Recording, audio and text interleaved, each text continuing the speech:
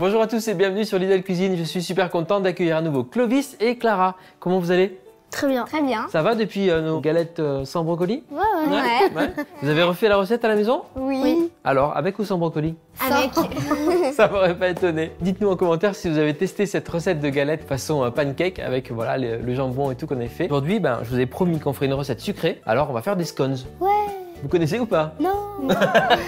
En tout cas, t'es enthousiaste, ça me fait plaisir. Ça ressemble à des petits biscuits, c'est pour le petit déjeuner. Dedans, on met du beurre et de la confiture en général. On va vous montrer tout ça. On vous met tous les ingrédients en description de la vidéo. Vous pourrez la refaire à la maison avec vos enfants. C'est parti? Oui. Allez, pour réaliser les scones vanille cranberries, vous aurez besoin de 250 g de farine, 125 g de beurre, un œuf, 90 ml de crème liquide, une pincée de sel, 50 g de sucre blond, une cuillère à soupe de levure chimique, une cuillère à café de bicarbonate, 5 g de canneberge, une gousse de vanille, 3 sachets de sucre vanillé. On va commencer la recette. Alors, d'un côté, on va râper le beurre. C'est une petite technique, on utilise une râpe comme ça. Ça permet d'avoir comme des petits flocons de beurre. Et dans la pâte, ça va donner un effet vraiment feuilleté. On va mélanger dans ce bol la farine. Je vais te mettre le sucre vanillé dedans, tous les ingrédients secs. Moi, d'habitude, des scones, je mets de la cannelle dedans. J'en ai pas mis aujourd'hui.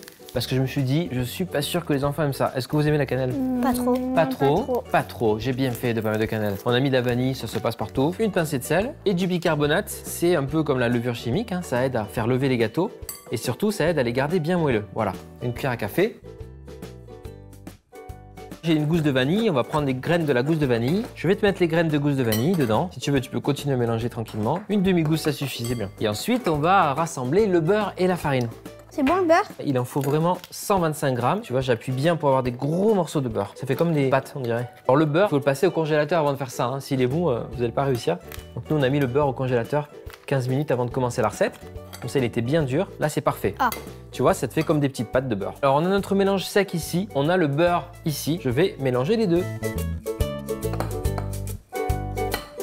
L'idée, c'est que tu gardes des morceaux de beurre comme ça dans la pâte. Ça va te faire une pâte vraiment sympa. Tu me casses un œuf dedans? On fait un puits Pas de coquille. au milieu sans coquille. Voilà, c'est mieux. Et on aura le sucre. Oh, attention. oh. Clara, quand même. Mais hein C'est très gentil de pas laisser une coquille dépasser. on te fait entièrement confiance. Mais Avant de oui, casser non, l'œuf, franchement. regarde, je vais mettre le sucre. On peut mettre la crème au milieu. Et là, tu peux tout Allez. mettre, le jaune, le blanc. Et ben voilà, bah voilà, aucune coquille. je mélange. Quand vous avez commencé à mélanger dans le plat, comme ça, on va tout verser sur le plan de travail. Wow. Et voilà.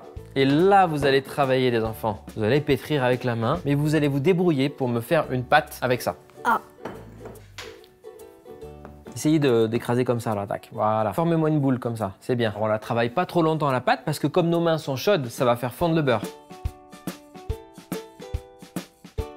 Faites voir un petit peu cette boule de pâte. Vous voyez, elle est encore friable la pâte. Hein. Vous avez donné l'illusion d'avoir fait une boule de pâte, mais elle est toujours pas faite. On l'aplatit comme ça, avec la paume des mains sur le plan de travail. Vous voyez? Eh oui, c'est ça qui est marrant. Alors, on peut mettre une feuille de papier cuisson hein, quand on fait ça pour protéger le plan de travail, pour pas avoir nettoyé, mais bon, C'est moins drôle. c'est moins drôle.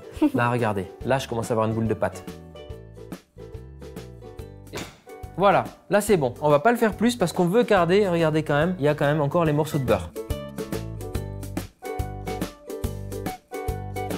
On a une plaque ici avec un... Hervé, Oui, tu n'as pas oublié les crèmes Belize? mais oui, mais oui, mais oui. À la maison, cranberries ou raisins secs. Vous avez déjà goûté ça ou pas? Non. Ça vous dit? Non. Il est courageux. Tu veux goûter? Dans ça. On va en mettre dedans, donc il vaut mieux que ce soit bon. Hein. Donc on les met dedans, on les enfonce. Ouais, bah en fait, tu sais ce qu'on va faire. On va les mettre comme ça. On va rouler la pâte dedans Déjà des framboises. pour les intégrer à la pâte. Là, c'est une baie, hein, c'est une petite baie. On va prendre un couteau. Comme ça a l'air bon, mais en fait, je suis sûre qu'au goût, c'est pas ultra bon. Il est optimiste. Tu vas aimer, tu vas voir. J'ai pas réussi à te faire manger des brocolis, mais ça, je vais réussir. La dernière fois, t'avais pas réussi et là, tu n'y arriveras pas.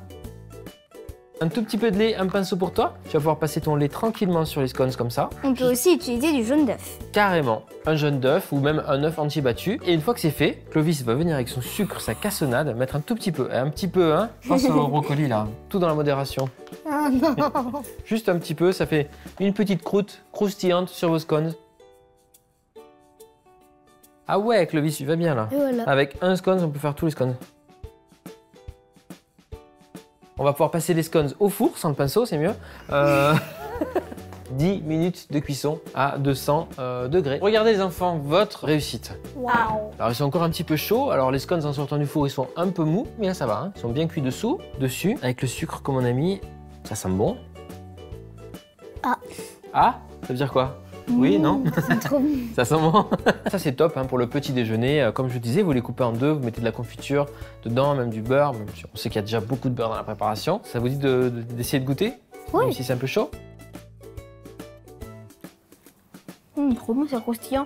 Ça vous plaît? Tu Bon, c'est bien. Est-ce que ça vous a plu cette recette? Ouais. Bon, moi je suis fier de vous, vous avez réussi. Ils ont une super texture, ils sont bien dorés, croustillants. À la maison, n'hésitez pas à refaire cette recette, c'est assez marrant de pétrir la pâte et tout avec les enfants.